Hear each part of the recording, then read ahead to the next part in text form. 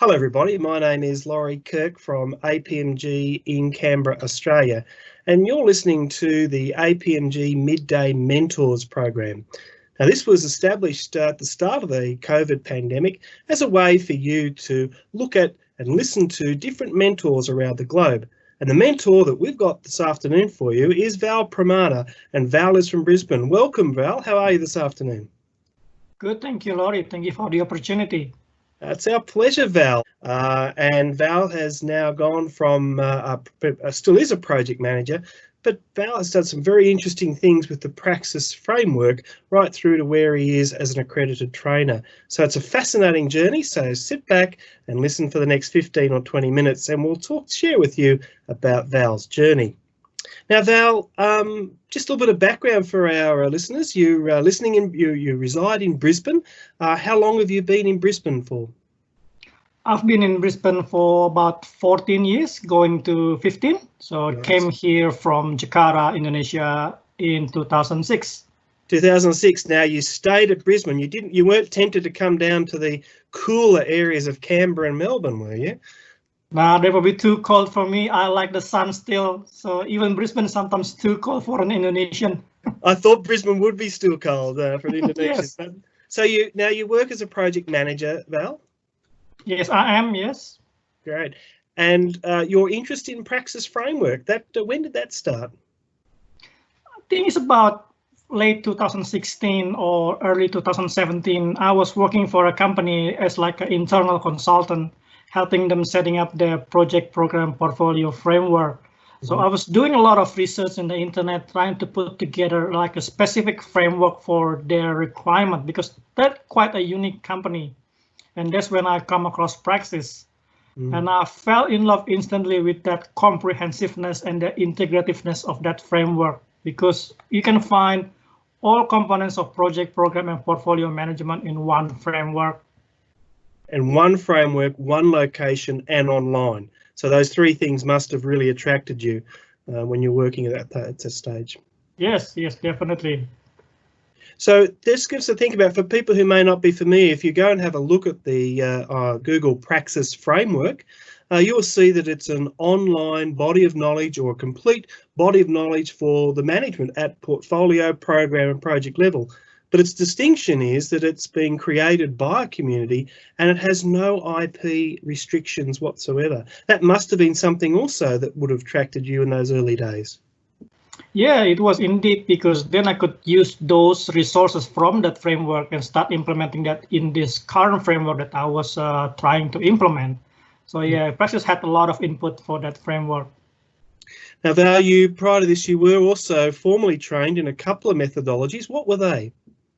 So I have Prince 2 and MSP, which is the Managing Successful Program, MOP, which is Management of Portfolios. Yes. And I also have the PMP, and currently working through the ACP, which is the Agile certification.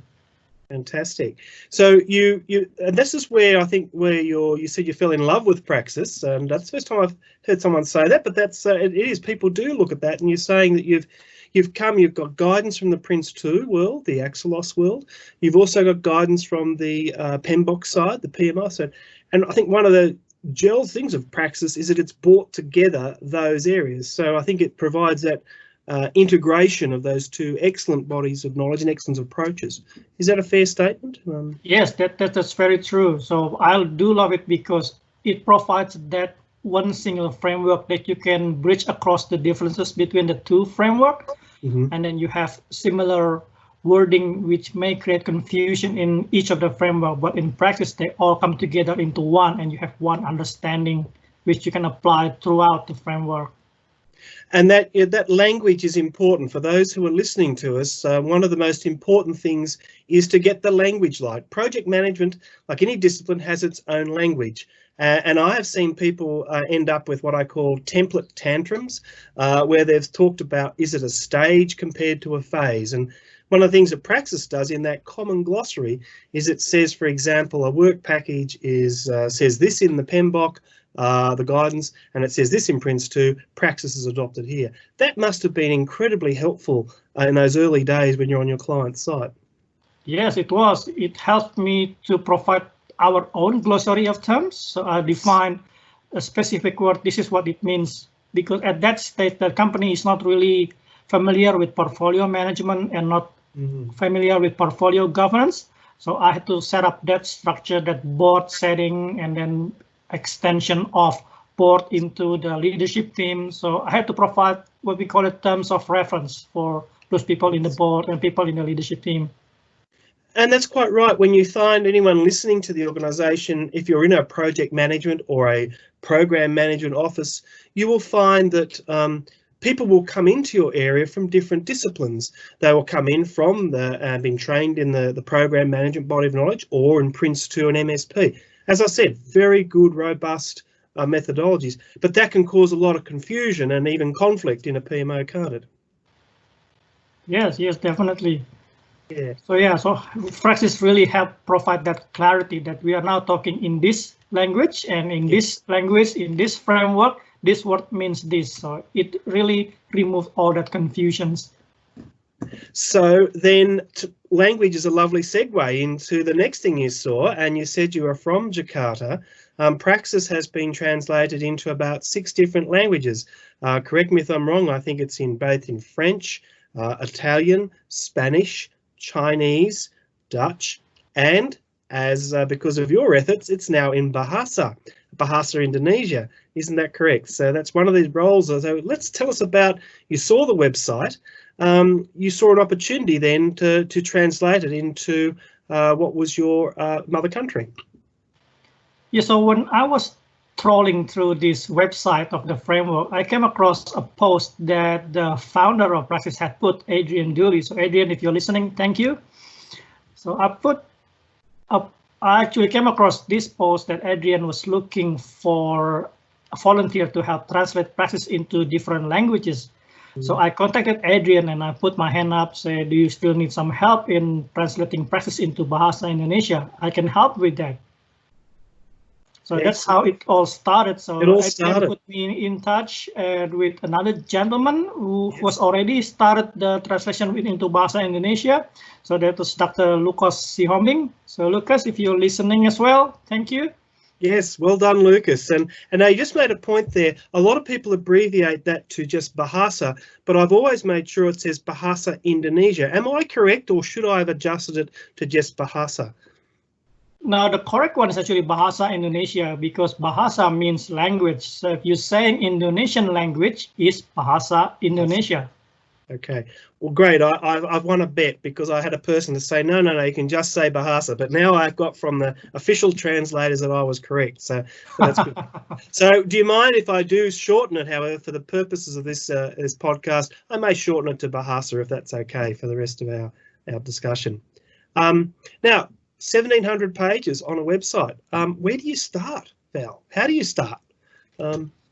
Well, I actually didn't start from the beginning. When I joined the translation team, it was myself and Lucas. Lucas had already started with the first section, and then I started by reviewing his translation. And then we take turns. So I translated the next section, and then Lucas reviewed my translation. And we're just going back and forth under Adrian's guidance. We collaborated a lot, and we finished maybe 5 or 6 sections of the Praxis Framework website. Now, one of the problems you had there, that this is also being listeners to, whilst Val and Lucas had other full-time jobs. So this is done after hours, when you're doing that. But by the same token, one of the joys of Praxis, it is quite a dynamic body of knowledge that is being added to it all the time. So you must have had to continually go back and look at the changes, because there may have been something you translated 3 weeks ago that now has been moved. So having that's another thing, having the page history on Praxis would have been very important for you as dynamic translators. Yeah, so we started the translation in 2017, if I'm not wrong. And we finished that in 2018. At that time, we had sort of like a locked framework where that's the main articles that we are translating. We haven't actually translated all the editions after 2018. So if you notice in the Praxis Framework, there's a very great edition about the color and the personality types. Yes. We're still going to work on translating that one. So it's a never. So if anyone is listening to this that would like to take that next role on, it's a great way to understand the Praxis Framework. Doing the translation, you must have had a great in-depth understanding of the huge body of knowledge and the wealth of knowledge that is there for everyone. Yeah, this is not something that you can just put into Google Translate and click translate and copy paste the text. So you really need to understand what that article or that text is trying to say, and the experience in doing project program portfolio management helps you with that. So it gives you a better understand what the article trying to say, and then you translate that into another language. So it's not really translating as per se, it's more like paraphrasing the article in a different language, because you have that background behind you to help getting that message across in a different language. So for our listeners, how long did this take for you? It took us about 1.5 to almost 2 years. That's an amazing contribution that you've done. It's an incredible legacy that you have provided to your colleagues back in Indonesia. And it's something that I think people don't realise, that there's a great thirst for something like the Praxis Framework, where we think that we've had other volunteers in those other languages, as I've said, who've donated their time. It is a great way, not having to get in. And actually, I don't know of another body of knowledge that has an online translation provided. I don't think it's usually a textbook, a book form, or an electronic form in English. Is that correct? I'm pretty sure. I don't think we have other translations. Yeah, I think you're right. I haven't come across any other framework that's online in different languages.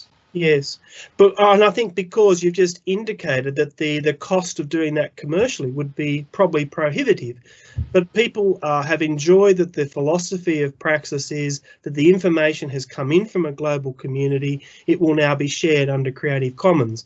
So you are now giving your time to something that is not going to be further commercialised in the future. And I think that's a really great legacy that both you and Lucas. So Lucas, if you're listening, congratulations as well.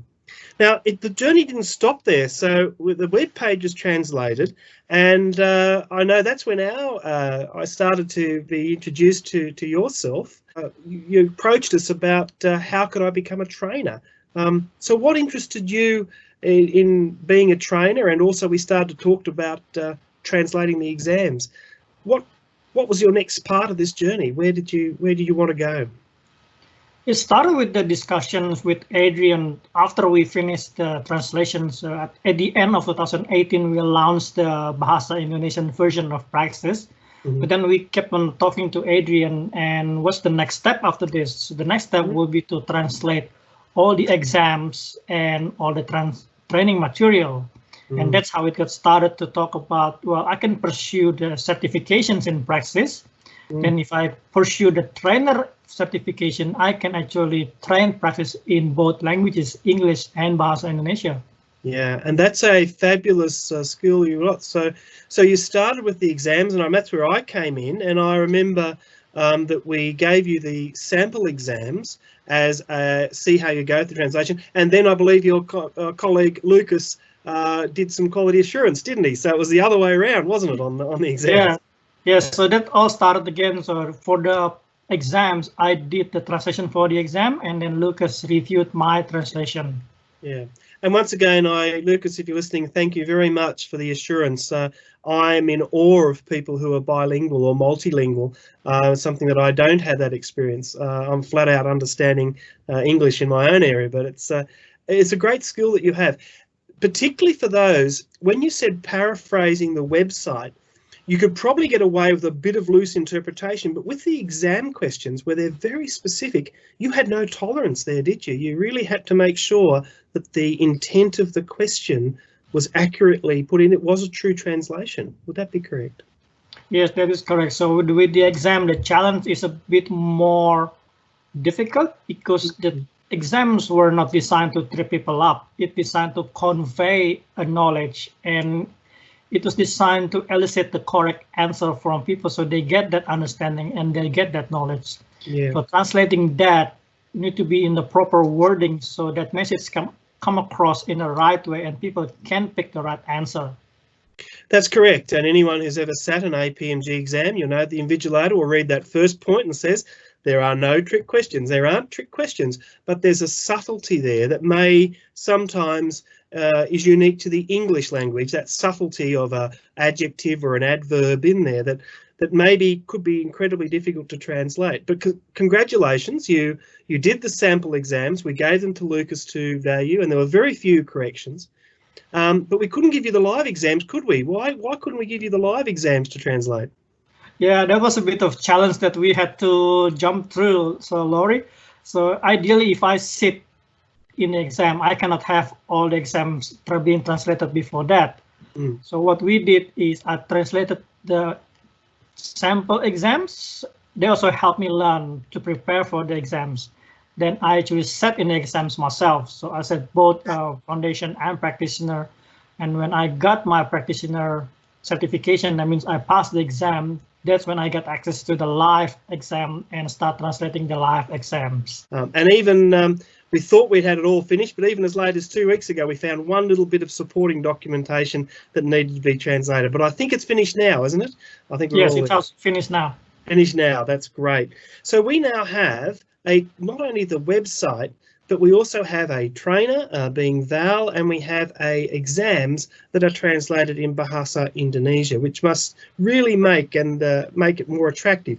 I've talked to Adrian, the creator of Praxis, and the Indonesian community has been one of the largest downloads, in fact, the largest download continually for the Praxis body of knowledge.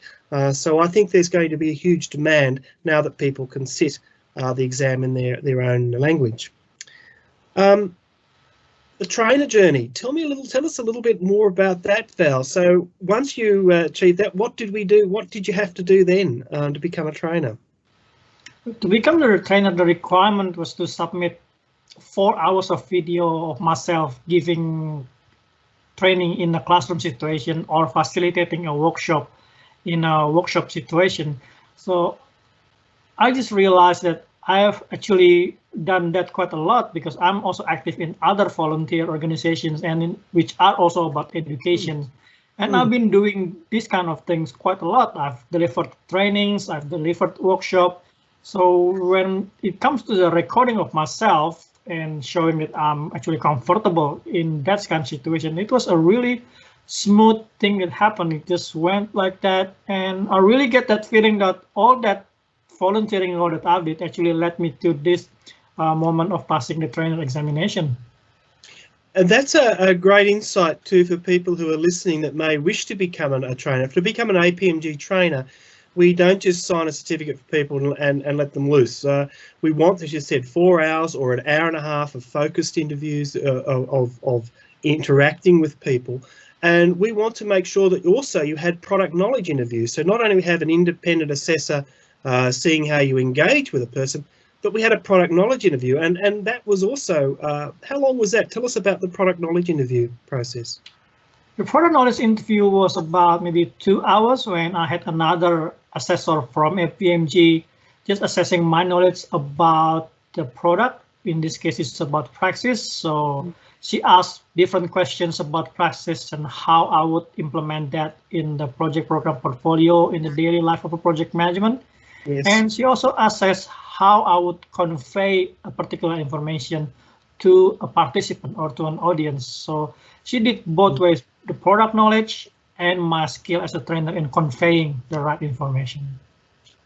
That's interesting here because I also was a trainer for a number of years, and you know, that kind of product knowledge interview is it's not just testing that you're up to date with the knowledge of the product, but how do you engage the implementation of the examination, for example.